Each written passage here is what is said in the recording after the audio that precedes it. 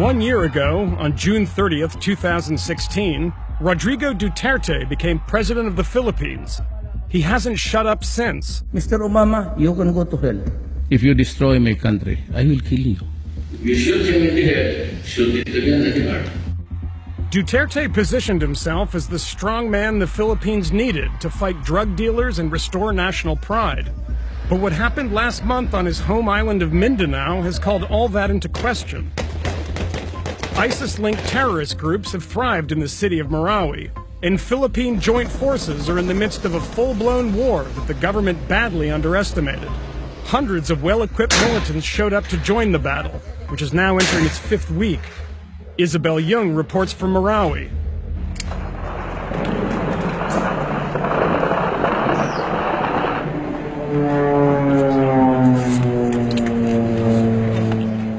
Boss, last man.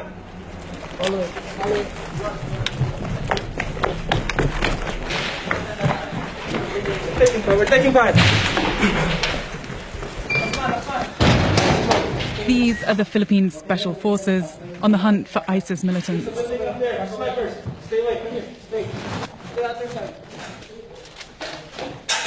Just taking cover here. Snipers all around the city so you can get into the positions they need to be in this challenge. More accustomed to jungle fighting than urban warfare, battling in these tight alleyways is proving harder than expected.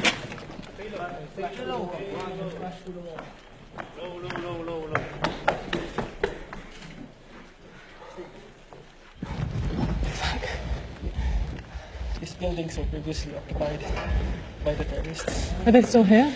Those were shooting at us. Where are their snipers? There, big buildings over there. How close? 200 to 250 meters. These forces are turning this bombed-out school into a sniper outpost and preparing to attack. We have one pilot position there, taking fire. The enemy snipers across the river. We have another one inside here. Can you see the enemy snipers from here? From our scopes, yes. We can see their muzzle flashes right now. Nice.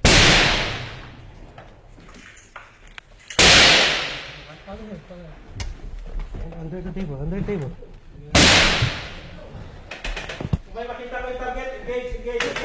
Ready. Fire.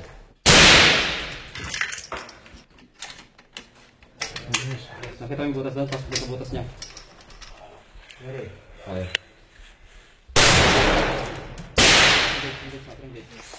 Aim high, 1 Sid! Sir, palabasin mo dyan, Sid. Baka may counter sniper fire. Have one. Fire. They have to leave this area. Okay. We just shot fired, so we expect a counter attack to us. Okay? Okay. Follow me.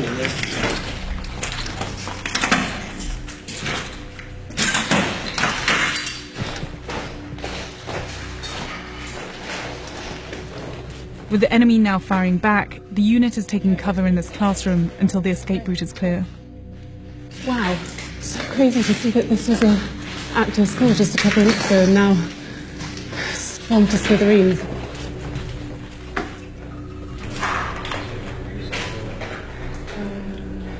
Is this the toughest war you've been in? Why? They're not running out of ammo. They can lay behind IEDs while they're pursuing them. 2 IEDs laid here by the terrorists, because this used to be a terrorist stronghold. We pushed them back the river. But if you can see the area where we passed through, the maze of small alleys, the streets are the killing zones.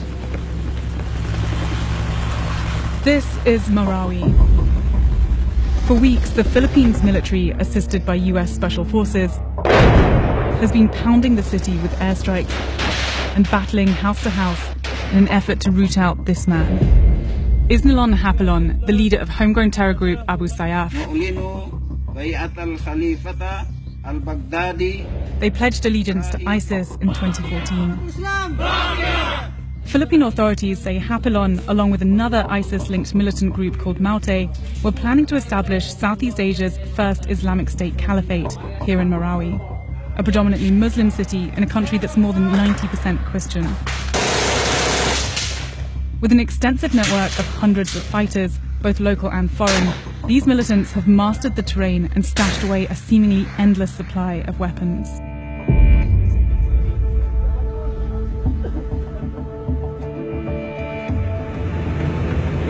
We're heading right into Marawi city right now, towards the heart of the battle. You can hear this continuing barrage of airstrikes going off all day long.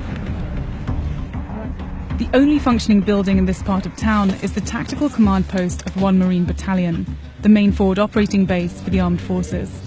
We're being fired at? Yes, From where? from that position. From that position? Yes. Okay. So, we should keep a low profile. Yeah. Okay. Have they managed to fire in here into the base before? This is still a hot zone.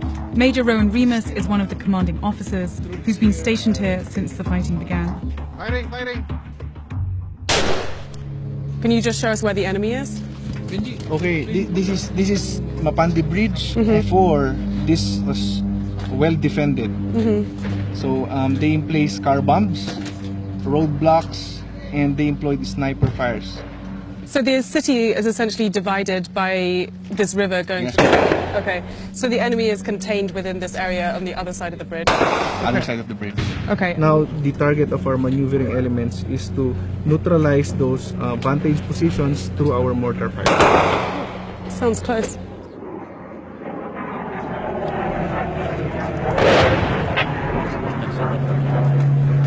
Pag matapos, taka naman.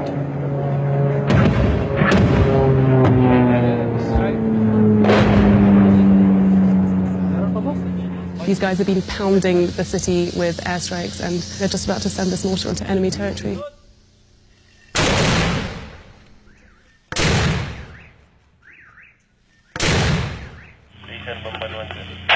End of mission, sir. Over. Just hours after we left this base, these Marines were ambushed during an operation. 13 were killed and at least 40 wounded in what was the bloodiest day for the armed forces since the battle began.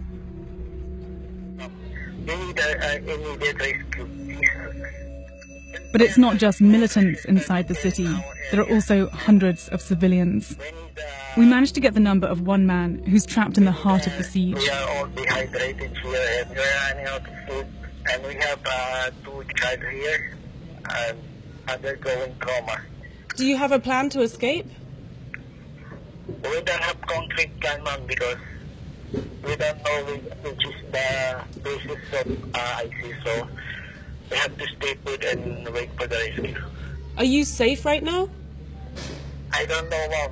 I think the authorities know that we are here. Ma'am, I have to hang up. I'm running out of battery and my battery is reserved for the rescue team. Please, don't help. Thank you. Okay. Who? He hung up.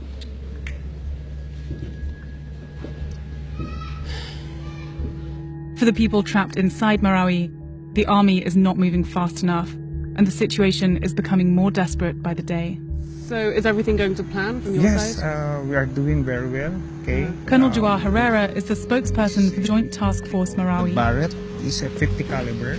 Despite the military's many setbacks, he's keen to show us that the armed forces have retrieved around 120 high-powered weapons from the enemy. I mean, obviously the insurgents were pretty well equipped. How well equipped are your troops? Well, our armed forces are well educated, highly trained. We are very capable to address terrorism. Because obviously there's also a lot of criticisms towards the armed forces suggesting that you're not well equipped and that you're not doing a great job, quite frankly, at pushing back these militants. Well, I think that's their opinion. Okay. How long do you think it's going to be before? Well, we don't want to give timeline because we need to put premium on the lives of the people that were trapped in that conflict area. Right. Obviously, time is running out for them. I mean, they've been stuck in Yes, there. but we're doing our best.